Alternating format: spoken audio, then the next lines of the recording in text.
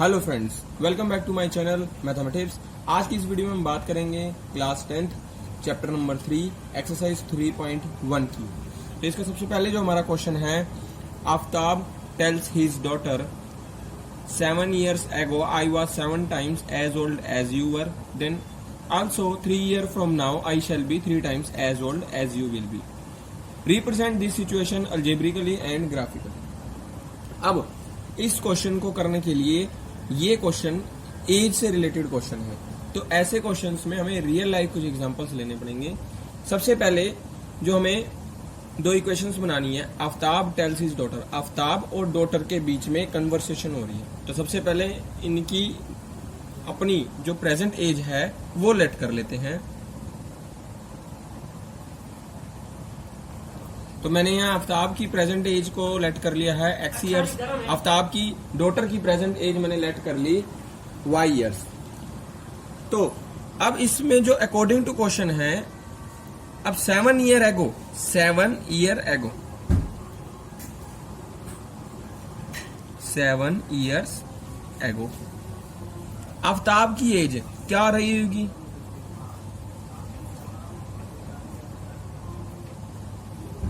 जैसे मान लो अभी आपकी प्रेजेंट एज 20 ईयर है, तो 7 इयर्स पहले आपकी एज कितनी होगी? 13। ऑब्वियस है 20 माइनस 7, तो यहां पे उसकी एज हो जाएगी x माइनस 7 ईयर्स। ऐसी जो हमारी आफ्ताब की डॉटर है, Aftab's daughter age y minus 7, जितनी उसकी अभी एज है उससे 7 साल कम। अब कंडीशन क्या कहता है, थोड़ा थोड़ा करेंगे। 7 year ago, यहां तक की तो बात होगी। आई वाज, बोल कौन रहा है? आफ्ताब। आई वाज, तो मैंने लिख दिया आई। आई कौन है? आफ्ताब, यानी कि उसकी एज। आई वाज, इज हो, वाज हो या विल हो, उसकी जगह हम इक्वल लगाएंगे। आई वाज 7 टाइम्स, मैंने 7 टाइम्स कर दिया। किसका? ब्रैकेट का। अब ब्रैकेट में क्या आएगा वो देखते हैं। 7 टाइम्स हो गया। As old as you, you कौन है? उसकी डॉटर। तो उसकी डॉटर की जितनी एज थी, कितनी एज थी? y minus 7। क्लियर? तो I was 7 times as old as you were. तो इसको सोल्यूशन करके सिंप्लीफाई कर लिया हमने। तो मैंने इसको सिंप्लीफाई कर लिया, यहां आ गया हमारा x minus 7y is equal to minus 42। अब दोबारा से पढ़ते हैं हम इस क्वेश्चन को। वो कह रहा है आल्सो 3 years फ्रॉम नाउ, आज से 3 साल बाद, पहले 3 साल बाद की उनकी एज लिख लेते। अब आप खुद बता सकते हो कि आफ्ताब अगर अभी 20, किसी की भी एज 20 ईयर है, तो उसके 3 साल बाद एज कितनी होगी? 20 + 3। और ऐसी उसकी डॉटर की एज अभी जो प्रेजेंट एज थी वो y ईयर थी, तो 3 साल बाद उसकी एज होगी y + 3 ईयर। अब क्वेश्चन क्या कह रहा है? अकॉर्डिंग टू क्वेश्चन, ये हमारा था, ये भी हमारा अकॉर्डिंग टू क्वेश्चन था, और अब भी हम अकॉर्डिंग टू क्वेश्चन चलेंगे। अब क्वेश्चन क्या कह रहा है? आई, अब आफ्ताब कह रहा है आई शैल बी, आफ्ताब कह रहा है आई, आई कौन है? आफ्ताब, उसकी एज कितनी है? x + 3। मैंने क्या कहा था? वाज हो, विल हो, शैल हो, या वाज, विल या शैल, कुछ भी हो हम, या इज हो, उसके लिए हम क्या यूज करेंगे? इक्वल। तो आई, आई मतलब आफ्ताब की एज, x + 3, शैल बी यानी कि इक्वल। उसके बाद लिखा हुआ 3 टाइम्स, मैंने 3 टाइम्स भी कर दिया। उसके बाद as old as you will be, 3 times कर दिया। As old as you will be, तुम कितने साल के थे? मतलब डॉटर उसकी y + 3। तो क्वेश्चन को मैं थोड़ा थोड़ा करके सोल्व कर रहा हूं। 3 year फ्रॉम नाउ में मैंने उसकी 3 साल बाद की एज लिख दी। फिर लिखा हुआ है आई शैल बी, ये आफ्ताब बोल रहा है आई, यानी कि आई कौन है? आफ्ताब, यानी आफ्ताब की एज x + 3, शैल बी यानी कि इक्वल। उसके बाद लिखा हुआ है 3 टाइम्स, तो मैंने यहाँ 3 टाइम्स कर दिया। As old as you will be, तुम जितने साल की होगी, यानी कि डॉटर की एज y + 3। तो ऐसे हमारा सोल्यूशन हो जाएगा इजिली। तो कोई भी अगर हमारी एज प्रॉब्लम है, एज से रिलेटेड वर्ड कोई क्वेश्चन आता है, तो इस तरीके से करना हमने, वर्ड बाय वर्ड। तो इसको सिंप्लीफाई कर लेते हैं।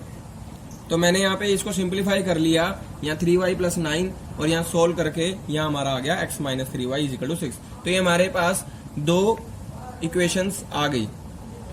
अब उसके बाद वो कह रहा है कि रिप्रेजेंट दिस सिचुएशन अलजेब्रिकली, वो तो हमने रिप्रेजेंट कर ही दिया अलजेब्रिकली और ग्राफिकली भी करनी है। तो इन दोनों लाइंस के हम सबसे पहले क्या बना लेंगे, पॉइंट निकाल लेंगे और दोनों लाइन ड्रॉ कर लेंगे।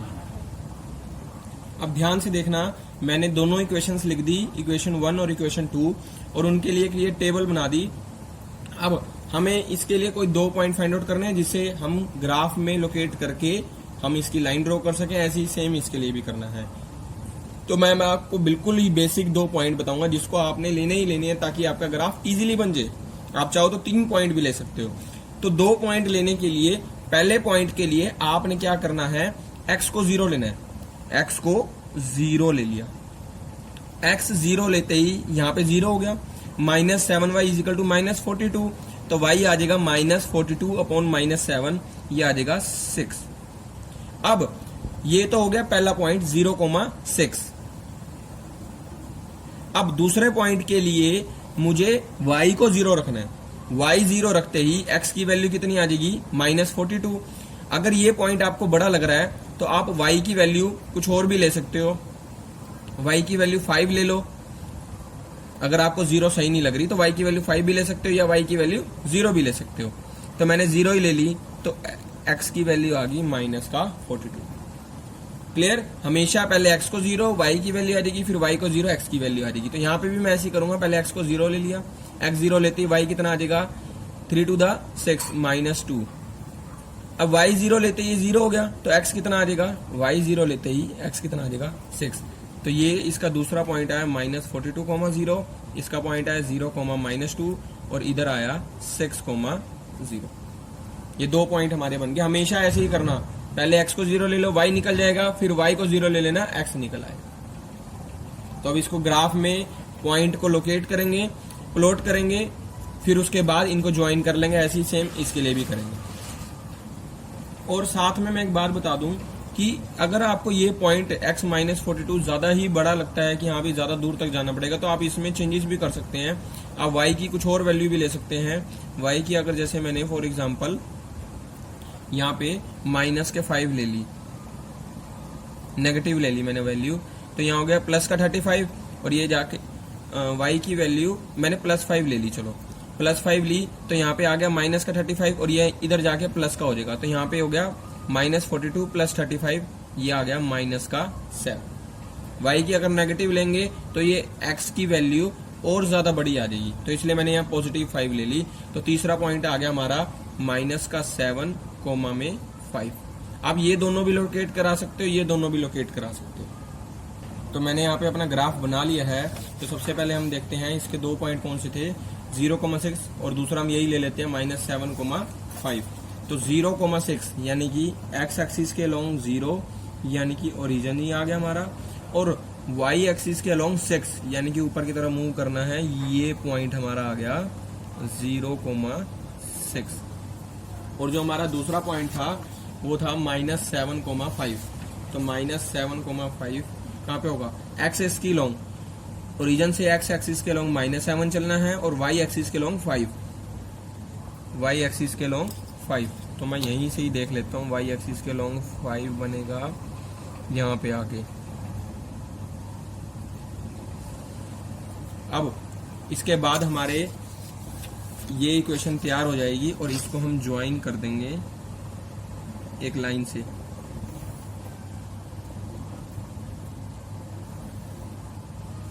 और इस लाइन के ऊपर हम अपनी इक्वेशन लिख देंगे। क्या इक्वेशन थी, x minus 7y minus 42, 7y is equal to minus 42 या प्लस 42 इज इक्वल टू 0 भी लिख सकते हो। अब अगला हमारा देखते हैं क्या थी, 2 पॉइंट थे, एक 0,-2 और एक 6,0।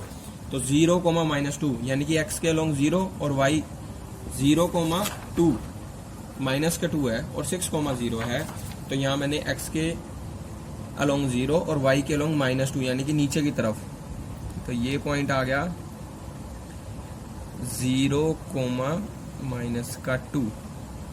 इधर भी मैं बता देता हूँ -7,5 था, वो भी मैंने लिखा। तो 0 कोमा -2 आ गया। अब उसके बाद दूसरा पॉइंट क्या था हमारा 6, 0, तो 6, 0 मैं यहाँ प्लॉट करवा देता हूँ। तो x के अलोंग 6 और y के अलोंग 0, तो यानी कि यहीं पे यही पॉइंट आ गया 6, 0। अब ये हमने दूसरी लाइन भी ड्रॉ कर दी।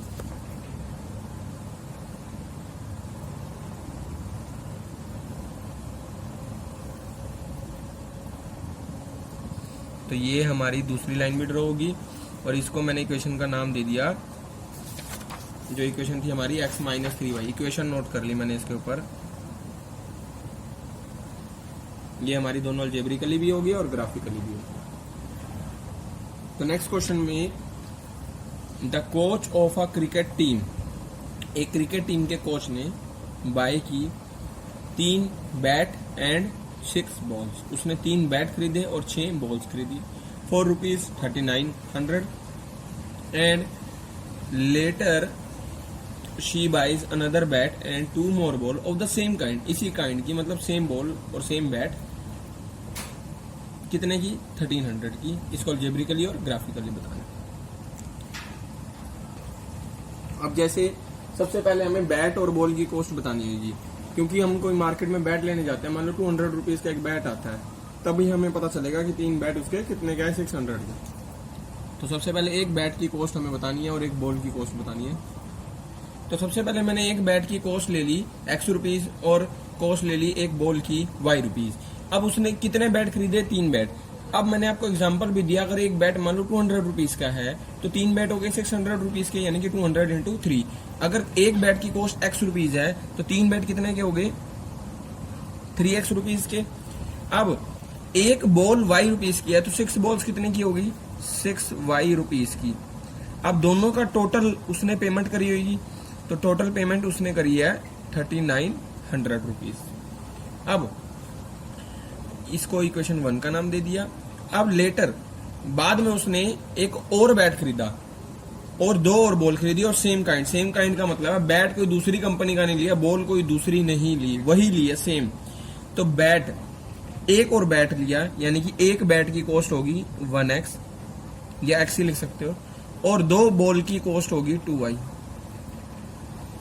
एक बैट की कॉस्ट है x रुपीज यानी 1x लिख दिया मैंने, और 2 बॉल की कॉस्ट होगी 2y रुपीज, और दोनों के उसने टोटल कितने रुपए दिए? 1300 रुपीज दिए। अब इसकी वही टेबल बना लेते हैं और फिर इसको ग्राफिकली बता देंगे। ये हो गया हमारा अलजेब्रिकली। तो मैंने यहाँ पे एक टेबल बना ली। ये पहली टेबल है हमारी 3x + 6y = 1300 की, और दूसरी टेबल है x + 2y = 1300 की। तो पहली टेबल थी 3x + 6y = 3900 की। तो इसमें मैंने, अब मैं इसमें अगर x को 0 लेता हूं तो y की वैल्यू काफी बड़ी आएगी, इसलिए मैं x को 100, 200 इस टाइप का कोई नंबर दे दूंगा। तो अगर मैं x को यहाँ पे 300 देता हूं तो 3 3 900 माइनस हो जाएगा 39 - 9 30, यानी कि 3000, और अपॉन में 6 कितना आ जाएगा? 500। अब दूसरी भी आप कुछ भी लेट कर सकते हो, आप अपनी मर्जी से कुछ भी लेट कर सकते हो, लेकिन हंड्रेड्स में करना ताकि y का आंसर भी हंड्रेड्स में आए। अब अगर मैं x को यहाँ पे, अब मैं अगर x को यहाँ पे दे देता हूं 500, तो 5 3 15, 39 - 15 24, 2400 अपॉन 6 400। अब इसमें भी ऐसे ही कर लेते हैं। मैंने x को अगर यहाँ पे 300 ले लिया, 300 ही ले लिया, तो ये हो गया 1000 अपॉन 2 500। अब मैंने यहाँ पे x को अगर मैं यहाँ ले लेता हूँ 500 ले लेता हूँ, या x को मैंने कुछ और ले लिया, कुछ भी और पॉइंट ले सकते हो, चलो छोटा ही पॉइंट ले लेते हैं 100। तो y यहाँ पे आ गया 1300 - 100 1200 अपॉन 2 आ जाएगा 600। तो अब इसका ग्राफ बना लेते हैं। ग्राफ में मैं सारी वैल्यूज की गैप में 100 100 रखूंगा, मतलब डिफरेंस 100 का होगा हमारा। तो आप सभी देख सकते हैं मैंने यहाँ ग्राफ अपना बना लिया है। अब इसमें पॉइंट प्लॉट कराने रह गए हैं। अब सबसे पहले मैं क्या करूंगा, यहाँ x को 300 फाइंड आउट करूंगा, यानी कि ओरिजिन 0 0 से, ओरिजिन से मुझे x के लॉन्ग 300 चलना है, 100 200 300। अब y के लॉन्ग कितना चलना है, 500, तो 100 200 300 400 500। तो मैं यहाँ थोड़े स्केल की हेल्प लूंगा ताकि मेरा ग्राफ एग्जैक्ट बन जाए।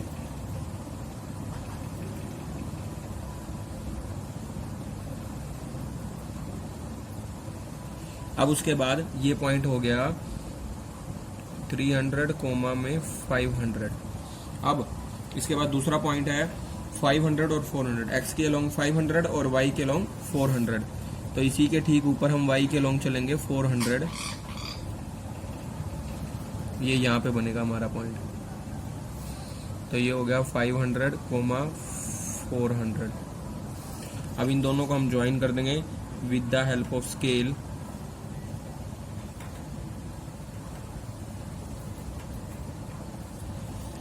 तो देख सकते हैं मैंने स्केल की हेल्प से ज्वाइन कर दिया और यहाँ लिख दिया 3x + 6y = 3900।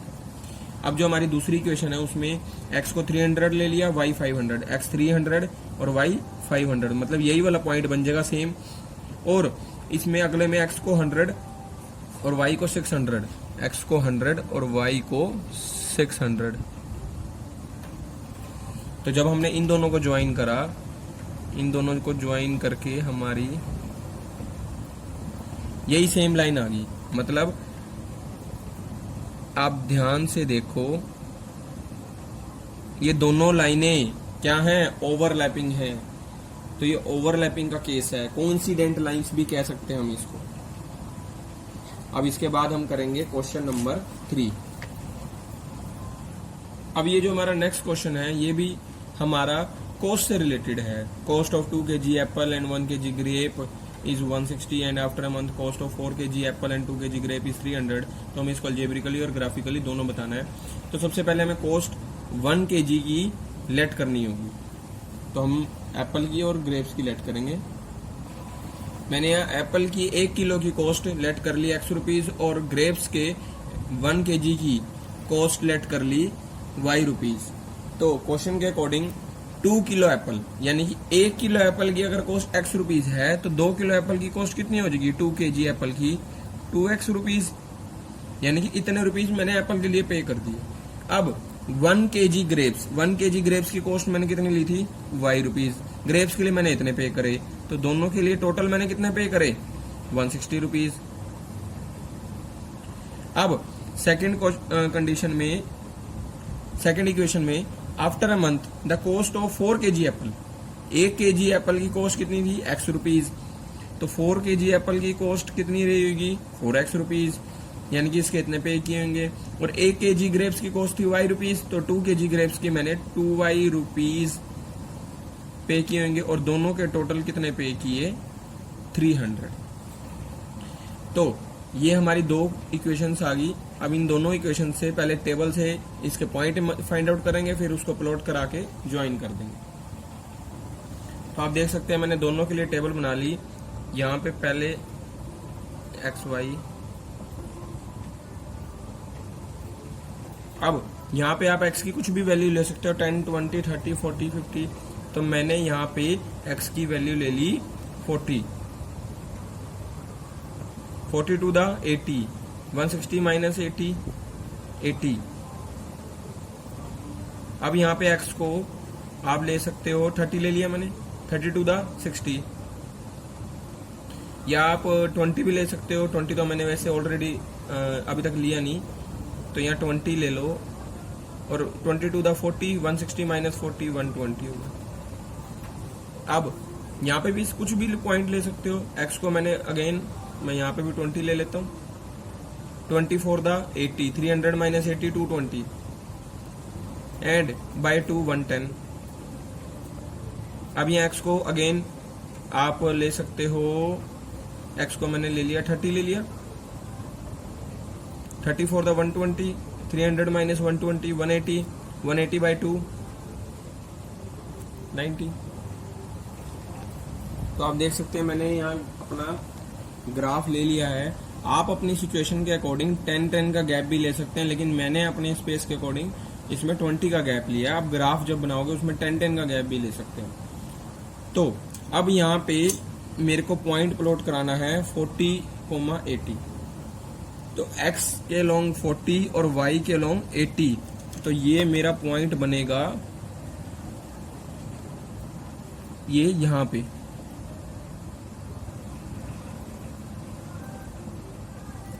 तो ये हो गया 40,80। अब दूसरा पॉइंट है 20,120। x 20 और y हो गया मेरा 120। तो बिल्कुल 20 के ठीक ऊपर मेरे को 120 लेना है यहाँ पे।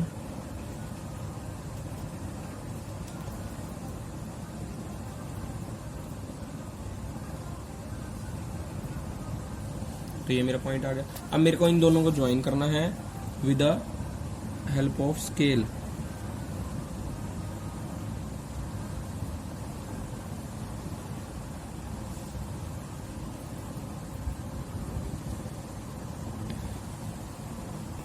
तो ये मैंने यहाँ ड्रॉ कर दी लाइन। अब उसके बाद दूसरे के लिए मुझे 20x है 20 और y 110 है। तो 20,110। तो x के लॉन्ग 20 और y के लॉन्ग 110। 100 और 120 के बिल्कुल ठीक बीच में ले लेना आप 110। अगर आपने 10 का गैप लिया तो आपको 110 एग्जैक्टली मिल जाएगा। यहाँ पे मैंने यहाँ